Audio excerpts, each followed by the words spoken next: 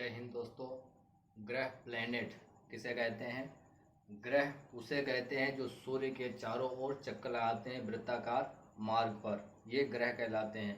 और ग्रह की एक परिभाषा के हिसाब से देखें तो ग्रह उनको कहा जाता है जिनमें पर्याप्त गुरुत्वाकर्षण बल होता है जिससे वो गोल स्वरूप प्राप्त कर सकें, और ये वृत्ताकार मार्ग पर चक्कर लगाते हैं सूर्य के चारों, और इनके पास कोई अन्य पिंड की भीड़ भाड़ ना हो, ये दूसरे की कक्षा को काटते ना हो, तो ये इस हिसाब से उनको ग्रह कहा जाता है। क्योंकि प्लूटो को इसी वजह से बाहर कर दिया गया है क्योंकि वो वरुण की कक्षा में घुस जाता था, इसलिए उसको बाहर कर दिया है। पहले 9 थे, अब 8 बचे हैं, तो ग्रह 8 हैं और इनको डिवाइड किया गया है 2 वर्गों में।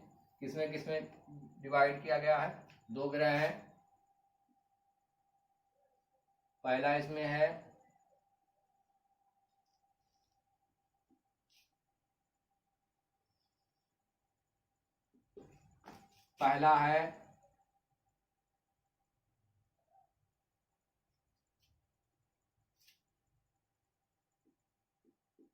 आंतरिक ग्रह या पार्थिव ग्रह। ये ग्रह जो होते हैं पृथ्वी के सदृश होते हैं, ये वाले इनको कहा जाता है बृहस्पति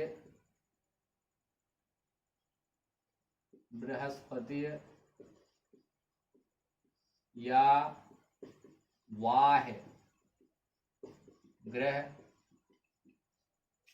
ठीक है, तो 2 भागों में इनको बांटा गया है। एक आंतरिक ग्रह है पार्थिव ग्रह जिनको कहा जाता है, दूसरे हैं बृहस्पति या वाह ग्रह, और इनको 2 भागों में बांटकर हम इसको अध्ययन करेंगे। अब 4 इसमें होंगे और 4 इसमें होंगे। इसमें कौन कौन से होंगे 4? इसमें पहला होगा बुध, पहला इसमें होगा बुध जिसको कहा जाता है मरकरी। दूसरा इसमें होगा शुक्र जिसको कहा जाता है वीनस। तीसरा इसमें होगा पृथ्वी जिसको कहा जाता है अर्थ। चौथा इसमें होगा वो होगा मंगल ग्रह जिसको कहा जाता है मार्स। और इसमें जो है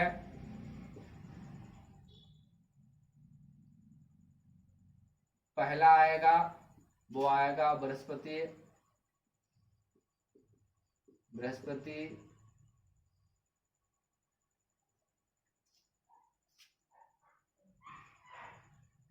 जिसको जुपिटर कहा जाता है,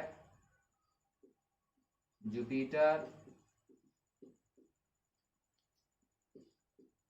बृहस्पति को जुपिटर कहा जाता है। दूसरा है जो आएगा शनि जिसको सेटर्न कहा जाता है।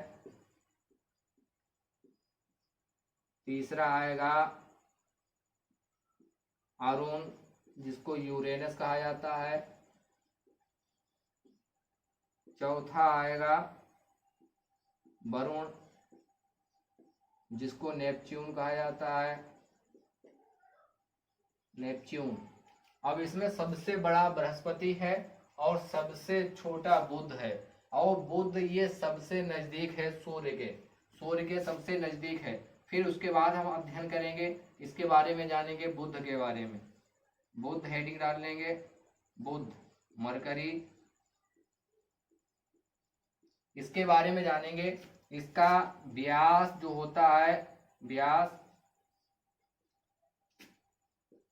48-78 किलोमीटर इसका ये व्यास है, और ये सबसे नजदीक है सूर्य के सबसे करीब, और सबसे छोटा भी है, सबसे छोटा सूर्य के पास में उसी के चारों चक्कर लगाता है, और ये सबसे छोटा भी है, और सबसे कम दूरी, सबसे कम समय में ये उसके चक्कर लगा लेता है। तो सबसे कम समय में ये चक्कर लगाता है और सबसे ज्यादा समय लेगा वरुण। वरुण को, क्योंकि ये दूर है स्थित, इसको चक्कर लगाने में 165 वर्ष लग जाएंगे, और इसको चक्कर लगाने में लगते हैं 88 दिन।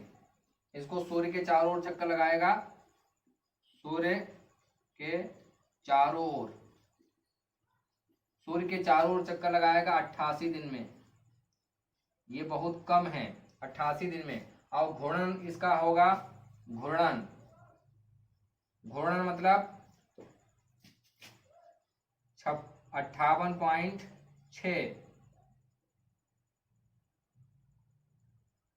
दिन। घूर्णन होता है अपने घूर्ण के, अपने अक्ष के परिता घूमना, नाचना। तो 88 दिन में ये सूर्य के चारों ओर चक्कर लगाएगा और अपने घूर्णन अक्ष पर ये 58.6 दिन में लगा लेगा चक्कर। तो ये सबसे छोटा भी है, और इसका तापांतर बहुत ज्यादा होता है।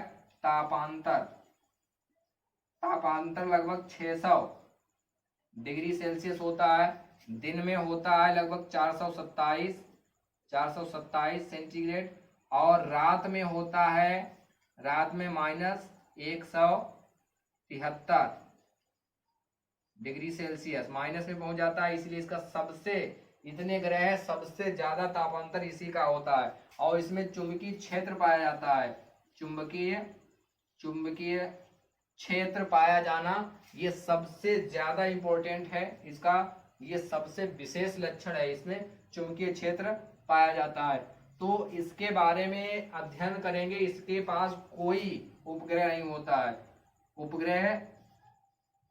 उपग्रह नहीं होता है, इसके पास कोई भी उपग्रह नहीं है।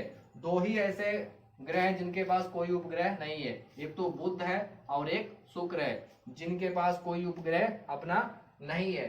ठीक है, तो शुक्र ये एंटी क्लॉकवाइज की बजाय क्लॉकवाइज घूमता है। बाकी सब शुक्र को छोड़कर और अरुण को छोड़कर, शुक्र और अरुण को छोड़कर बाकी सब घूमते हैं एंटी क्लॉकवाइज। और ये दो ऐसे ग्रह हैं जो क्लॉकवाइज घूमते हैं, जैसे घड़ी की सुई चलती है वैसे ये घूमते हैं। ये बुध है, बुध के बाद अब अगला पढ़ेंगे शुक्र, उसके बाद पृथ्वी, फिर मंगल, और फिर बृहस्पति, फिर शनि, फिर अरुण, फिर वरुण।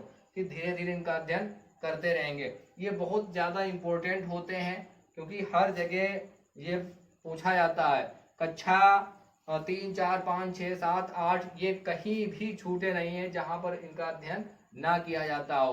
तो आप इसको इम्पोर्टेंट मान सकते हैं किसी भी कंपटीशन के लिए, या फिर